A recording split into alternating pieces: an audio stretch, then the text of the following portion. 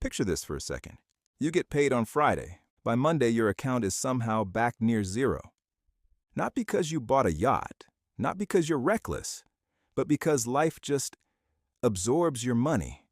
Rent, food, fuel, subscriptions you forgot existed, one random emergency. Then suddenly you're staring at your banking app thinking, wait, where did it all go? And then you see people online talking about investing, building wealth, buying assets, making your money work for you, while you're just trying to survive until next payday. Look, if you've ever felt like no matter how hard you work, you can never get financial momentum, this video is probably going to hit you harder than you expect. Because here's the thing, the first $50,000 is not important because of the money itself. It's important because of what happens to your brain once you finally reach it. And most people completely misunderstand why. My name is Leonard, and I spend way too much time thinking about why the first $50,000 changes your brain, not just your bank account. If you're someone who feels stuck living paycheck to paycheck, struggling to save consistently, or constantly feeling behind financially, make sure to hit the subscribe button and give this video a thumbs up if this helps you out. Now, most people think financial progress is linear. You save a little, you earn a little more. Life slowly improves, but that's not actually how wealth works. Wealth is psychological before it's mathematical. And the first $50,000 is usually the moment where people stop behaving like someone who's drowning and start behaving like someone who actually has options. That's a massive shift. Because when you have zero savings, every financial decision feels emotional. A car repair feels like a crisis. A medical bill feels catastrophic. Losing your job feels like the end of the world. Your brain stays in survival mode. There's actually research from Princeton and Harvard showing that financial scarcity consumes mental bandwidth the same way sleep deprivation does. People under financial stress literally perform worse cognitively because the brain becomes obsessed with short-term survival. Think about that. It's not that poor financial decisions always come from stupidity. A lot of the time, they come from mental exhaustion. Because when your brain constantly worries about money, it loses the ability to think long-term. And here's what most people don't realize. The first $50,000 changes that. Not overnight, not magically, but gradually your brain starts operating differently. You stop asking, how do I survive this month? And you start asking, how do I optimize the next 5 years? That is a completely different mindset. Now, you might be thinking, Leonard, why specifically $50,000? Good question, because mathematically it's usually the point where momentum becomes visible. Let me explain. If you have $500 invested and the market grows 10%, you made $50. That feels meaningless. If you have $5,000 invested and it grows 10%, you made $500. Better, but still not life-changing. But at $50,000, a 10% return becomes $5,000. Now your money starts behaving like an employee. That's the psychological tipping point. You finally see proof that money can produce more money.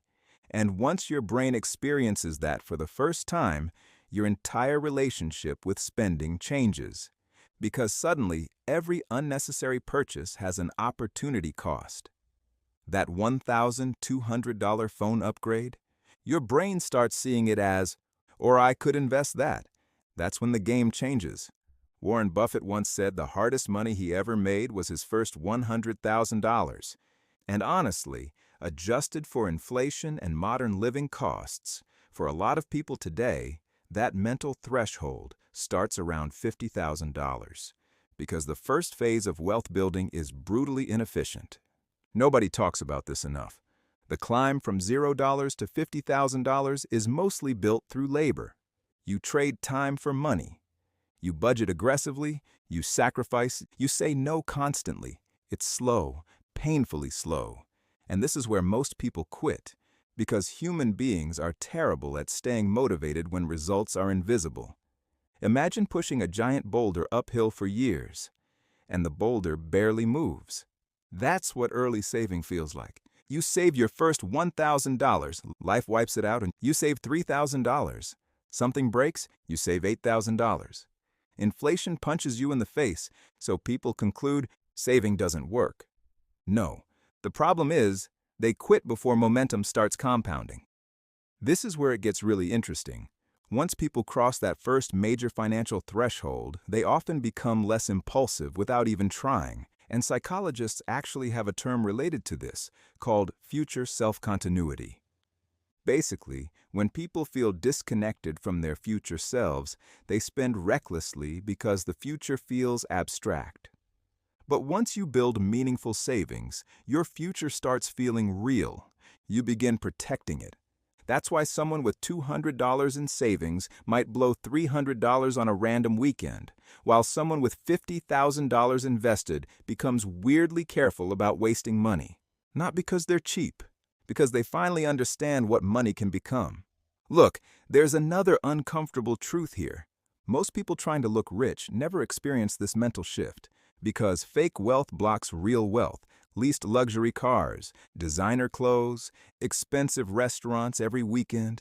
It creates the illusion of financial success while silently destroying actual financial stability. The Federal Reserve has repeatedly shown that a huge percentage of Americans can't handle even a modest emergency expense without debt. Yet social media makes everyone look wealthy. That disconnect destroys people psychologically, because they compare their real finances to someone else's curated highlight reel.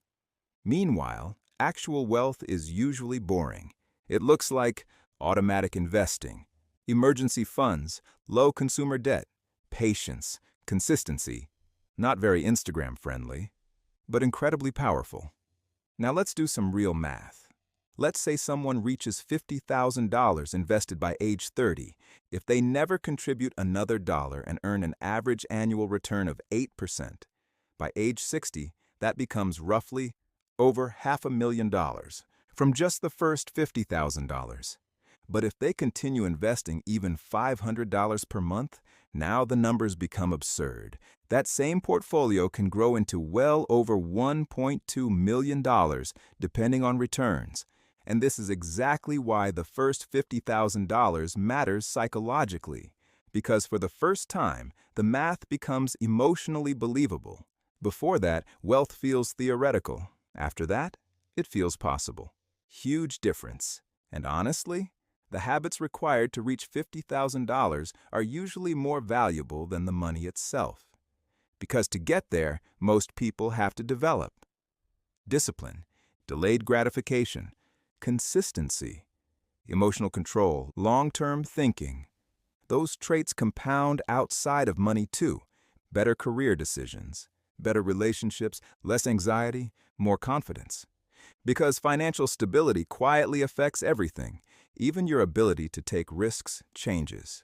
Someone with no savings stays trapped in bad jobs longer because they can't afford uncertainty. But someone with a financial cushion negotiates differently. They think differently. They walk away differently, and money doesn't just buy stuff. It buys psychological freedom.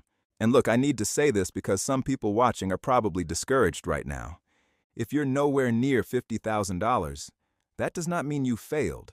Most people massively underestimate how long the early stages take, especially today.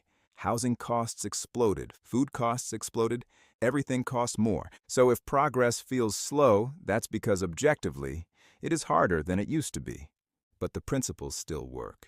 Here's what I'd focus on if I were trying to reach that first major milestone today. First, increase income before obsessing over tiny budgeting hacks. Yes, budgeting matters, but cutting 2 coffees per week is not going to dramatically change your life. Increasing your income by even $500 to $1,000 per month will. Skills matter more than coupons. Second, automate investing. Because discipline is unreliable, systems are better. Set automatic transfers into investments every payday so you stop relying on motivation. Third, stop trying to look successful. This one is huge. The people desperately trying to appear rich are often financially fragile. Real wealth grows quietly for a long time before it becomes visible. And fourth, understand that boredom is part of wealth building. Nobody wants to hear this, but financially successful people repeat boring behaviors for years. They invest consistently, avoid catastrophic mistakes, stay patient.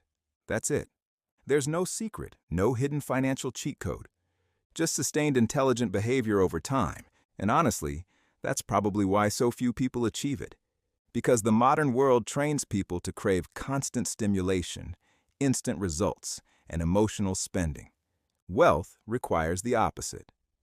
Patience, restraint, long-term thinking, which is exactly why the first $50,000 changes your brain, because you stop seeing money as something that disappears and start seeing it as something that can grow. That realization changes everything. So if you're in the early stages right now, struggling, saving slowly, feeling like progress is invisible, keep going.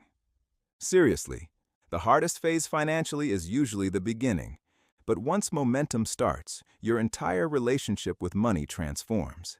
And one day you'll realize something weird happened. You stopped chasing the appearance of wealth and started building actual freedom. If this video helped shift your perspective even a little, hit the subscribe button, give the video a thumbs up, and let me know in the comments. What's been the hardest part about building your first real financial cushion?